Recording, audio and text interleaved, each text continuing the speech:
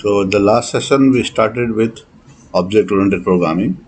Now we are going to discuss now a very important concept, something known as encapsulation.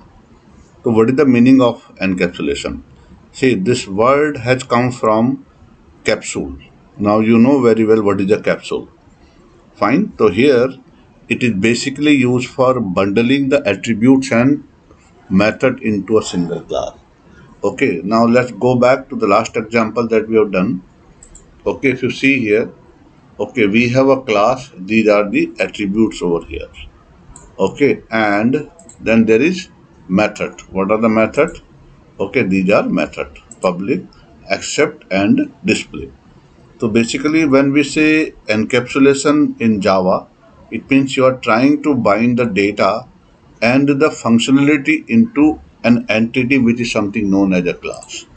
Okay, so in this example we are having employee one of the class which has three attribute and there are two method or function you can say. Alright, and here we are making object of the class.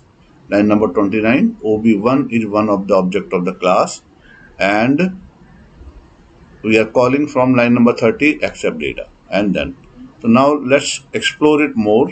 Okay, what we'll do now, we'll try to make one more object. Okay, OB2. Alright. So how many objects we can make? We can make n number. Alright. So now see here. Fine. So now line number 29 we have make first object. Line number 32 we are making second object. So now as we discussed already, okay, every object that you make from a class will have whatever a class is having. Now in this example, if you look at this, okay, our class is having three attributes and two function. Okay, it means the number of object that we make from this class will have all these attributes and this function as well. Okay, but from main we are not able to access the attribute because the property of them is private. So I will discuss in detail what is private and what is public. Fine. So now I'll try to run this example again. Okay, let's see this.